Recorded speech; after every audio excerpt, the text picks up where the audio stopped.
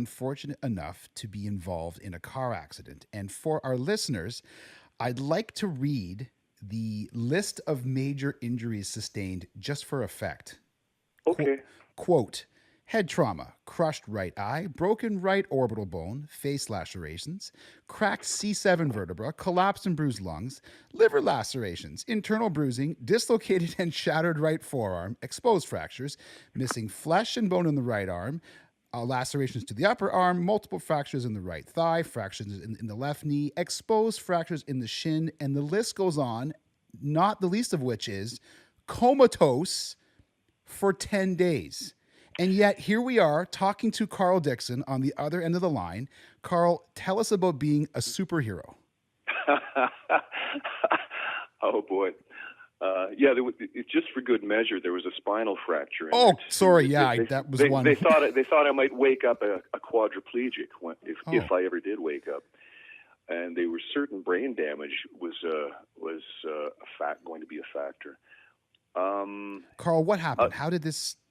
Well, I was in Australia visiting my family. My daughter, a younger girl, was in the TV show The Saddle Club, which was kind of Heartland for kids, except Heartland came later, so we call Heartland Saddle Club for adults.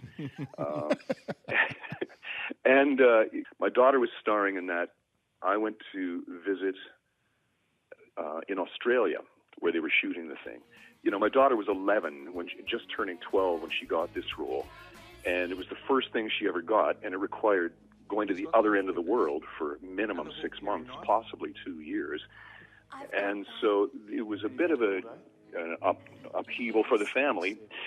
I went to visit, and long story short, I forgot for about 1 minute, driving home kind of upset and running late from a studio session in Melbourne, that they drive on the other side of the road in Australia. Uh-oh. Yeah. It was as simple as that, fellas. I was sober as a judge, assuming judges are sober, no, not texting, not on the phone, not anything. But through my speaking engagements, I've come up with the term I was emotionally impaired. And that is really an overload of emotion that made me forget where I was and what I was doing. I was, as you sometimes do, you just zone out when you're driving along and you get lost in your thoughts. Well, they moved the lane to the other side of the road while I was lost in my thoughts. I was no longer in North America as I'd always been. It was my third visit to Australia, and I'd driven very successfully on the other tries, but this night it was just too much. Some poor guy was coming home from work just after dark. I didn't see him coming. He didn't see me coming until we were right on top of each other. He was in a big Land Cruiser. I was in a little Toyota. He came right over the front hood, over top of my head, kept it going. I was just crushed into the car. What was the last memory that you had before you woke up in a hospital? The last memory I had was pulling off the highway onto the side country road. Wow. So everything else is a... I have no memory of the accident. And when I woke up and realized how badly I was hurt, I began to think of it as nature being merciful to spare me the nightmare of the experience. It's nowhere, unless it's deep in some psychological corner. I have had no flashbacks, no anything of the moment. So when I woke up 10 days later, I had no idea where I was or what had happened. So what goes through your mind when you wake up and you look around and you see yourself hooked up to copious amounts of IVs and probably tubes up your nose and looking around and see your body? Yeah, I had the breathing apparatus. I had bottles hanging off me in eight different fluid bottles for wounds that were still. That's got to scare the crap out of you, though, if that's what you wake up to. Remember the scene in Spinal Tap where the band breaks up and Derek says, "Well, I'd probably be feeling this a lot more if I wasn't so heavily sedated." Yes. Okay, so that makes perfect sense. So that's what I was like. bubbled to the surface, kind of, after some hallucinations on the way, and I was acquainted with the situation. I took it in.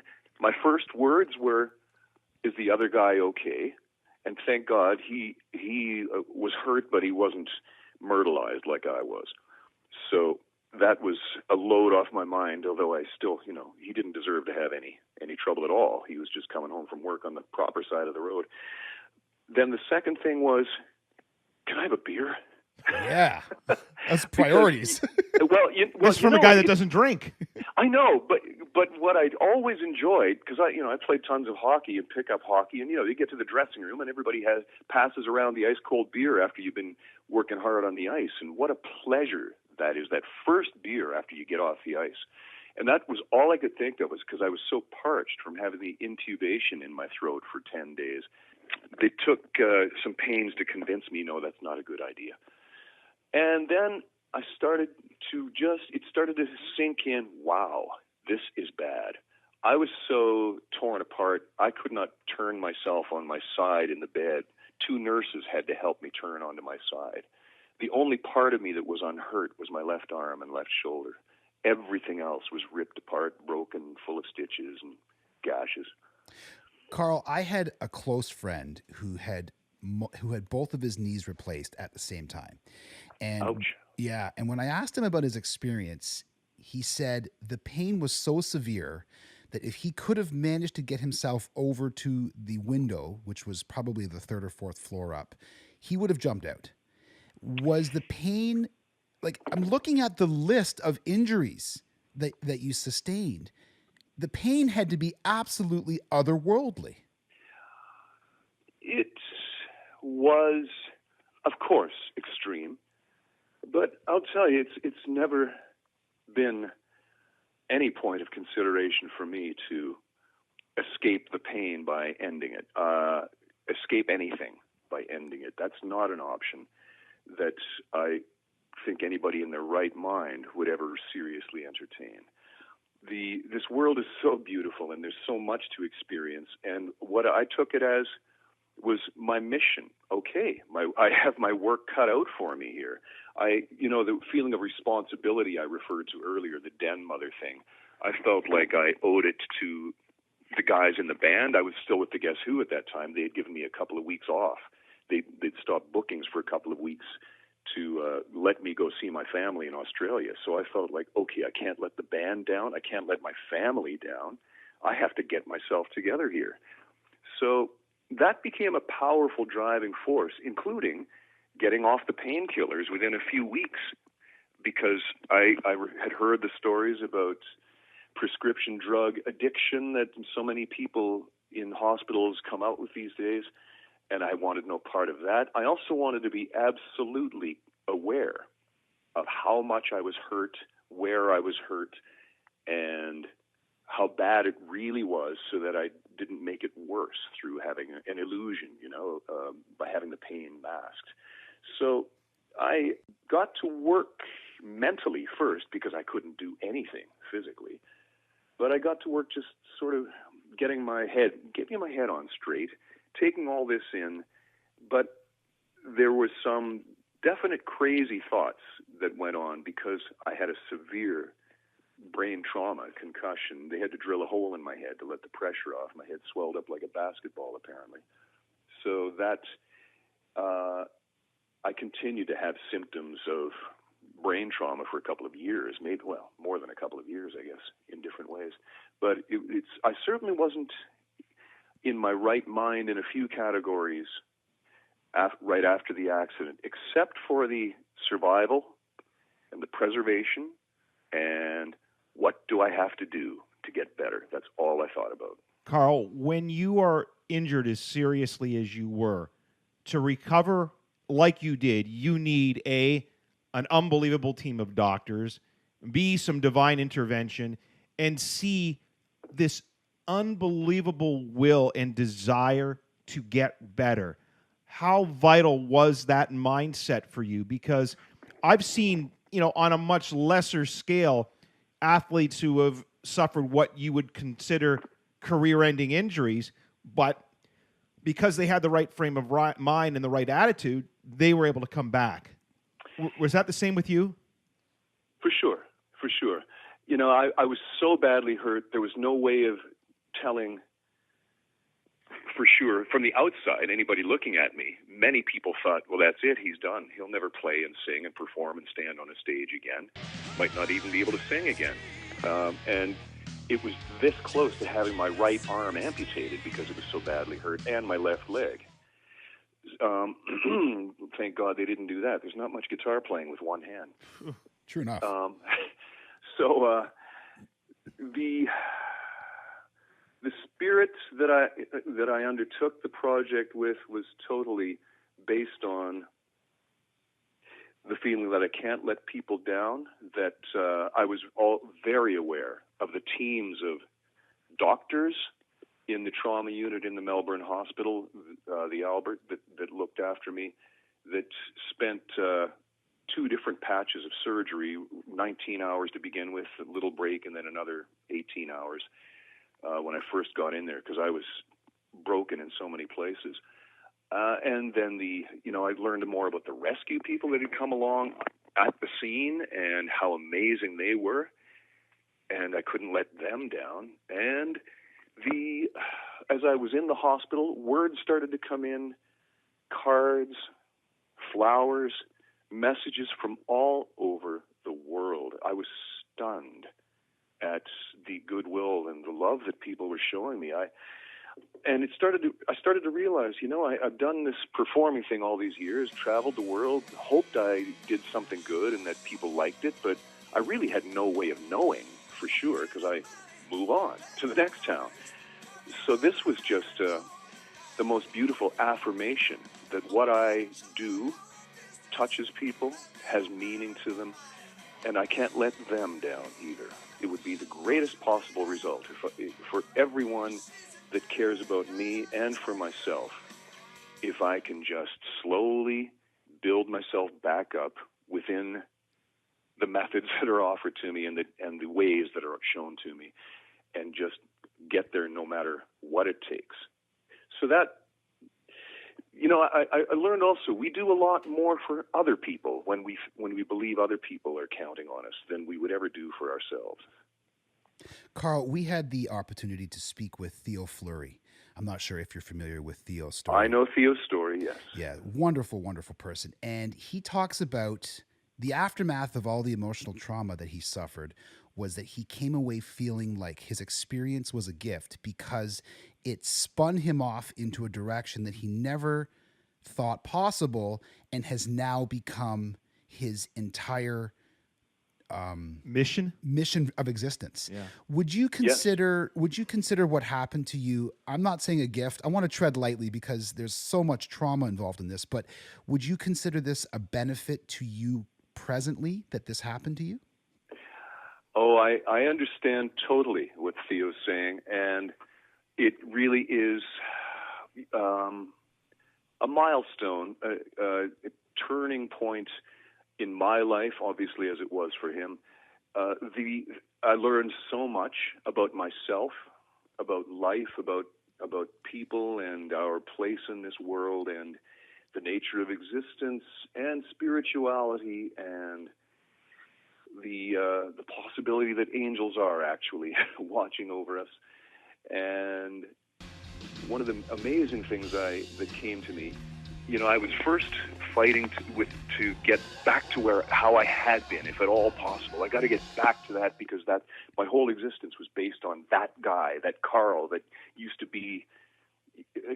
People ask me if I was Superman sometimes because I just had this capacity, physical and mental, to take on so much, but it was so driven that it wasn't present in the moment as much as I needed to be. And what I learned from my experience was that when you have an event like that occur, you have to acknowledge that it's different now. You're not supposed to be the same after that. You're supposed to be this new creature that has learned something and you carry those lessons into the next stage of your life. And what that enabled me to do was actually be freer and easier in my thinking now than I ever had been. I give myself permission to just try everything that comes to mind because, hey, as I learned, it could all be over in a second. So why be fearful? Why be afraid of trying stuff? And it's amazing that it takes something that, in my case, ripped me limb from limb to teach me that. But on the other hand, I started saying, well, I'm just so darn stubborn. I guess the universe had to drop an anvil on my head to make me see a different way. So I recognized a lot of ways in which I was just hard. Has to be this, has to be this, has to be this.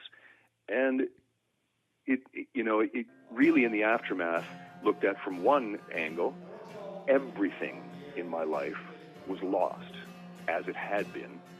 But that clearly was meant to be the case, and I've rebuilt happily and in new ways, in new directions, and now I feel like I'm in the best time of my life. Not only that, Carl, but your ability to share your story publicly and do the speaking engagements you do.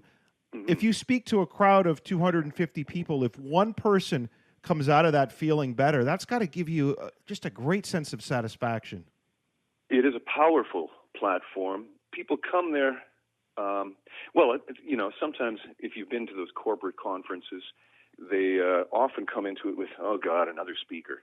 So what I have is the disarming aspect of being a singer with a story. Everybody likes to hear about their favorite bands or stories about the road or the crazy showbiz world or whatever is part of it, but that's just one aspect of the story.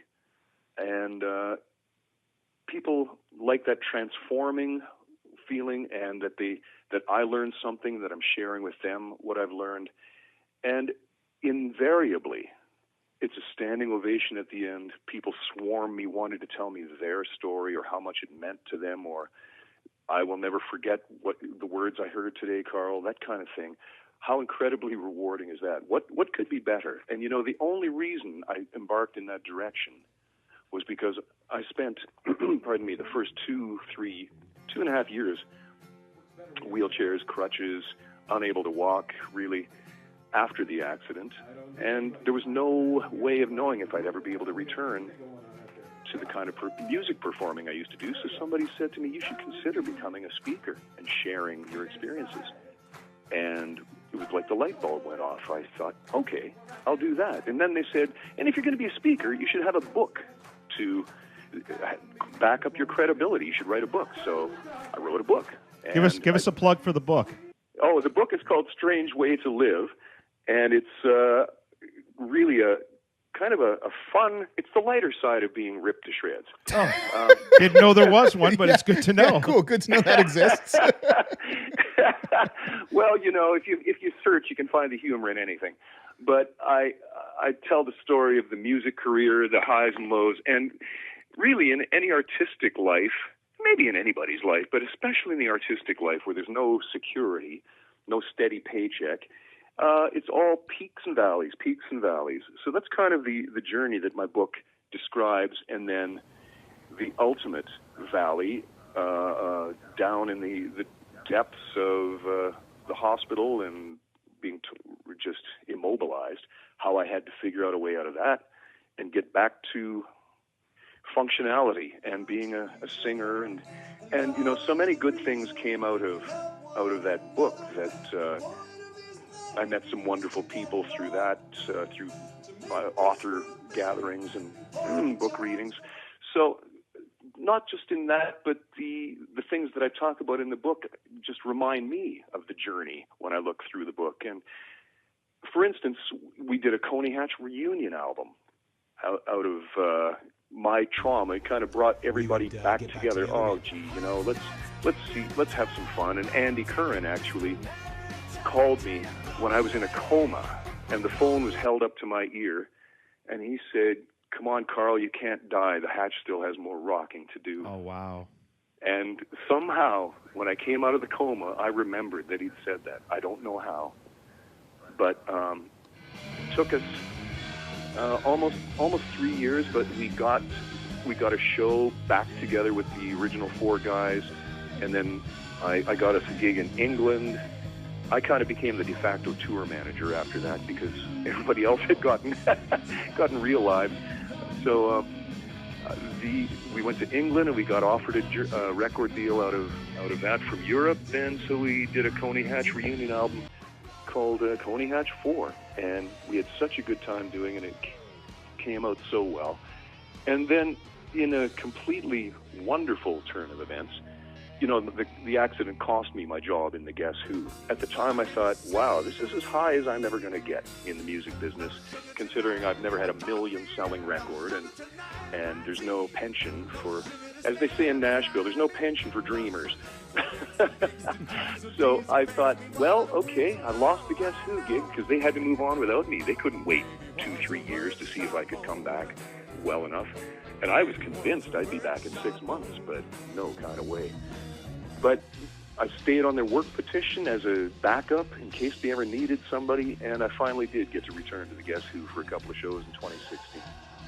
Carl, your new album is called A Whole Nother Thing. Good grammar. I like that. Yes, Barry was discussing the... It's country talk. Yes, I hear you. Okay. I live up in the woods of Halliburton. That's how we talk around here. Okay.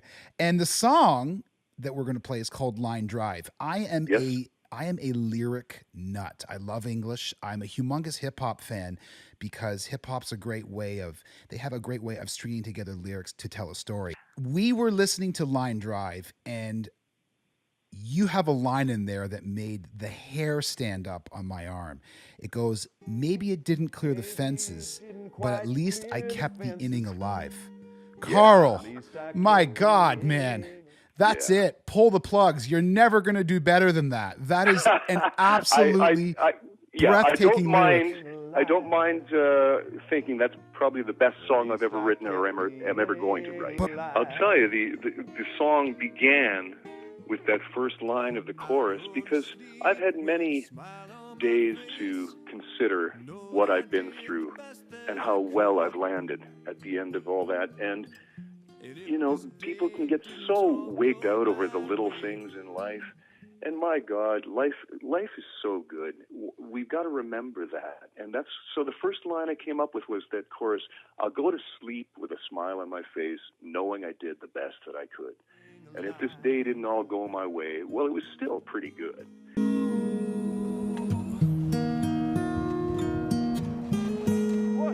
If you took only the strikeouts and the missed opportunities, the story'd be too sad to tell.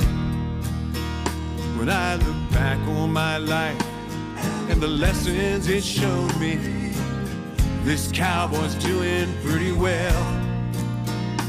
I'm not saying it's easy getting up when you're knocked down and feeling like you're losing again. But I remember a wise man told me, you didn't lose, you just ran out of time, my friend. You'll do better when you try again. And so I'll go to sleep with a smile on my face, knowing I did the best that I could. And if this day didn't all go my way, well, it was still pretty good. If anybody's keeping score at home, you can tell them that I hit a line drive. Maybe I didn't quite clear the fences, but at least I kept the inning alive. At least I kept the inning alive.